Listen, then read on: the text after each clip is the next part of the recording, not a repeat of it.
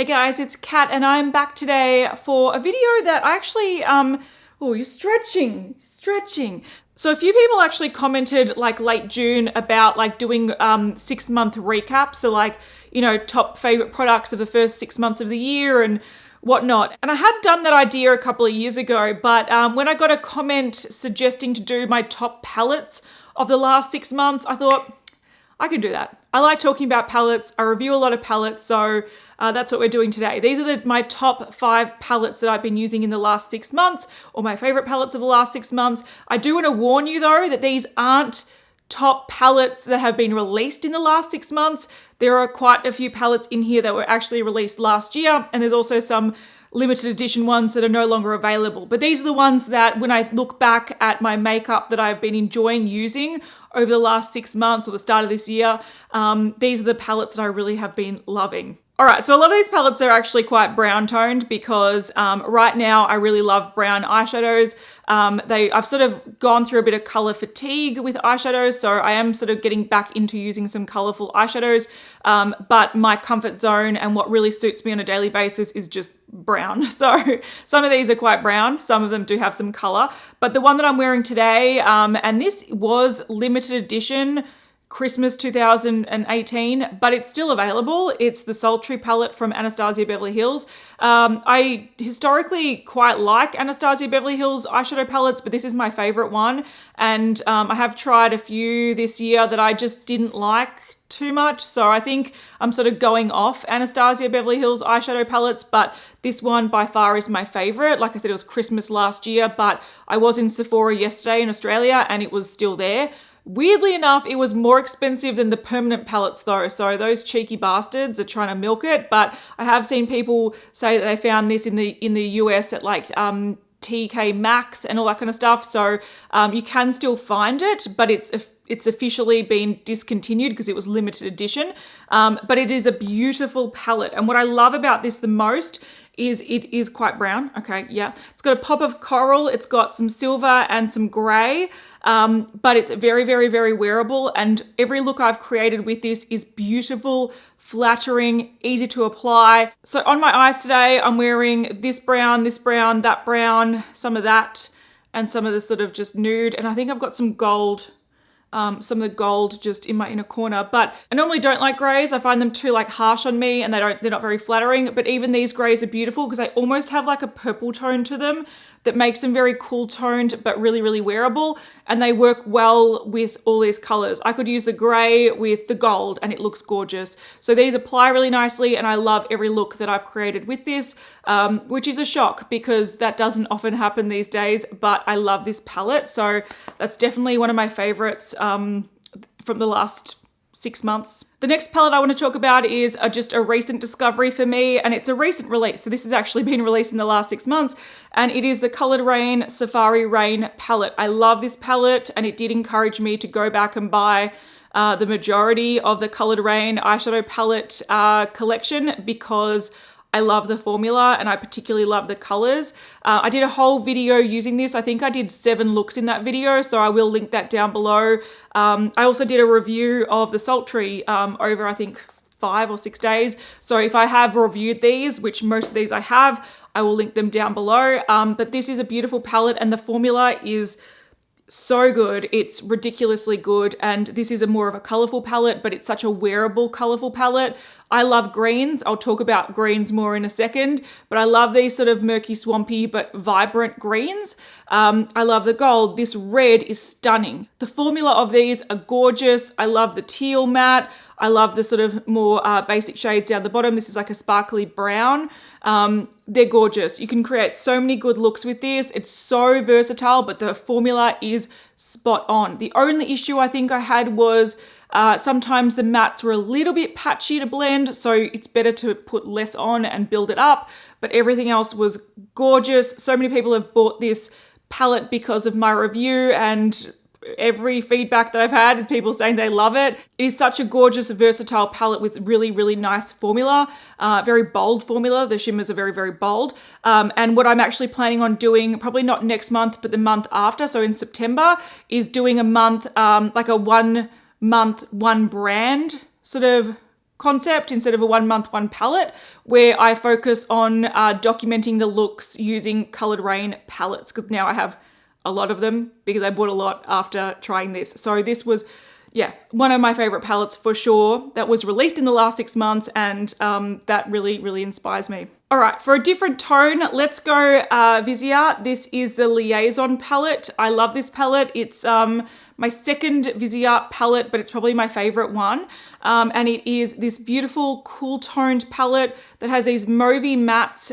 It's got more sparkly shimmers. So this is more of, I don't know, a nudie sort of mauve color, a silver, a purple, and then you have sort of more of a pastel purple matte, which is beautiful. You have a shimmery, darker, brighter purple and a navy matte. This palette is gorgeous. When I want to go for something cool toned, this is what I go for. The formula is buttery, beautiful. It's not super, super bold like the Coloured Raine. It is a little bit more muted, but it is very, very flattering, very wearable. The sparkles even look gorgeous on more mature eyes because they don't look sort of cakey. They sort of just blend and diffuse. So if I go for a cool tone look, this is the one I go for. The color combination is phenomenal. The only thing sometimes I want from it is maybe a more sort of basic shimmer that I can put all over the lid. You either have sparkly, bold, or sort of matte, but I love the colors. I particularly like these because they're this beautiful, soft but really mauvey and flattering mattes. Gorgeous. My favorite cool tone palette probably in my whole collection is this one. Very, very beautiful. Then another palette that I want to talk about, and this is one that I'm planning on doing a 1 month, one palette on next month. Now I'll explain that a little bit more when I show you this palette. This has been discontinued. It came out last year. Or was it the year before? I don't know, but I love it. It is the Tarte Aspen Ovard palette, and this is sort of like a very basic palette, but I've been really, really enjoying it, and I've been loving it a lot lately. So you can see that it's pretty much nudes. It's got sort of like cool tone, neutral mattes and whatnot, but then it's got some pops of champagne, a goldy color, and a warm brown. And I just think this is so flattering. So what I want to do with this palette next month is use it for a whole month, document the looks, document the basic looks that I use just using this, and also documenting ways that I sort of amp it up. So using different liners, using different mascaras, using different pops of colors from eyeshadows or pigments or palettes. I was thinking of taking a really basic palette, showing some basic looks with it, and then showing how I make it a little bit more fun. So that's what I'm thinking of doing next month. It's going to be a little bit different, but I really love this palette. The formula is very nice, but I particularly like it just for, I want something that's easy to apply, that looks well, good on the eyes, and is, yeah, there's not much fuss to it. So I really love this palette. It's been discontinued, but it's one that I pulled out recently in the last couple of months, and I've been using it to death. So definitely a favorite in the last 6 months. The next one I want to mention is one that I've been pulling out in the last couple of months, and I've been really enjoying it for a couple of reasons. This was going to be the runner-up for me when I mentioned 5 palettes, but I'll show you why something else has become the runner-up instead. Just wait for it. Just wait for it. So this is the NARS Atomic Blonde palette. This was limited edition. It did come back in a sale recently in Australia, so you know, it's been around, but it is a really, really basic sort of face and eye palette. So I really like these eyeshadows. I think they're very, very beautiful and flattering. So I use pretty much this brown shimmer all over the lid. It's a warm, beautiful shimmer. This one is more of an inner corner highlight or just a basic champagne look. There's sort of a copper sparkle and then a darker brown with gold sparkle. So all the eyeshadows are sparkly, but I do often use something like this to just blend out in the crease, or I pair it with something like the Aspen Ovard palette, which has a lot of mattes and a lot of nude mattes and not many sort of richer, deeper eyeshadows. So I really like these eyeshadows, but particularly I love this palette because this highlighter is my favorite highlighter. I'm wearing it today. It's the most flattering, just like wash of like champagne gold. It's so beautiful. So I have had this on my makeup desk for like the past 2 months. Now this was going to be the runner-up in this video, where my top 5, this was going to be top 5 plus the runner-up, because I mainly love this because I use it in conjunction with other eyeshadow palettes, but also I particularly love the highlighter. But it moved to my top 5 when I realized the disappointment of the Gemini palette. Now, Gemini palette. I've mentioned this so many times on my channel. I love the color story of it. I'll put a photo on the screen. What's beautiful about it is it's got swampy olive greens, but they turn up the vibrancy. So for example, I have tried other swampy green eyeshadows and they look very gray or very muted. What Melt has done perfectly is they've just turned up the saturation and they've made it like a swampy but vibrant and gorgeous color story. I love the color story in this palette. I can't fault it. I always go back to it if I want a green eyeshadow palette. It's my favorite of all time. But there was sort of two issues when I first got this palette. The first one was I think that it's too expensive. The formula isn't great, doesn't blend super well in the eye. And I had some issues with the shimmery sort of peachy shade not picking up on the brush and almost being an unusable shade. So I had a few issues with it. I'm like, it's not really worth the money if you look at the quality, but for the color story, I love it. Anyway, for this video, I went to go reach for it. And mind you, I only looked at this palette the other week. And I noticed that the eyeshadows were getting puffier. So there's something about maybe the moisture in the air or something that has sort of puffed up the eyeshadows. But I looked at it today and it is disgusting. So this was a top palette for me because these colors in particular are really inspiring to me. But I'll zoom in and I'll show you the current state of these eyeshadows. It's fucking disgusting. All right, so hopefully you can see that on the green that was getting a bit puffy, it's actually growing what looks like mold. So it's doing that on Leo as well. So, you know, my favorite shades, which were these 4 greens, 2 of them are disgusting and I wouldn't ever use this palette ever again. And also if you go over to that sort of shade, that peachy shimmer shade, it's also very puffy and very lumpy and very flaky and it looks like it's also about to grow mold. So this palette is utterly disgusting. So yeah, that is no longer in my top 5, unfortunately. It would have been because the color story is beautiful and I use that quite a lot. And I did do a review. I did a couple of reviews that I'll link down below where I really liked them. But for some reason, it's just turned to shit. Yeah, it's not good. Annoyingly as well, I've had this for less than a year and usually eyeshadow palettes, they should like the use by date is usually at least a year to a few years.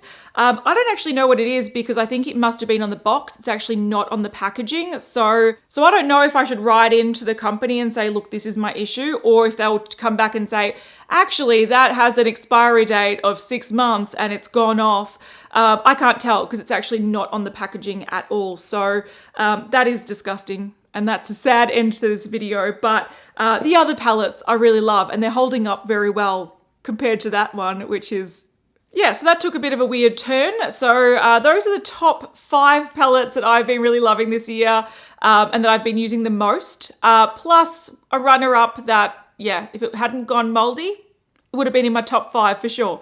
Anyway, I thought I'd just quickly acknowledge what I'm wearing on my lips because I know people will ask. I bought this yesterday and it's gorgeous. So these are the Lipstick Queen, what are they called? Rear View Mirror lipsticks. I bought one in a nude shade and one in a red shade. This is the red shade. It's this little like glossy, high pigment lipstick. It's gorgeous. I'm loving it. Also, you might know, I cut my hair and I've got a fringe. I brought back the fringe. I used to have a fringe for like 15 years.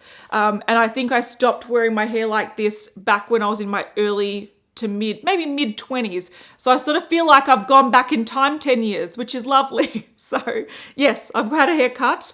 I actually got my hair cut from a lovely subscriber friend of mine, Madeline. Thank you, Madeline. I'm loving the fringe. But yeah, so this is a weird video. It took a turn. It took a turn. Anyway, if you enjoyed that, give it a thumbs up. If you were shocked, leave your shockedness in the comments because I was shocked. I was like, how dare you betray me, Gemini? I've been such a big fan of you for so long now and I've been like singing your praises and now you fucking stab me in the back, you bitch. Makeup can do that, you know. They can stab you in the back. Anyway, guys, I'll see you in the next one. And yeah, I don't even know how to end this. See ya.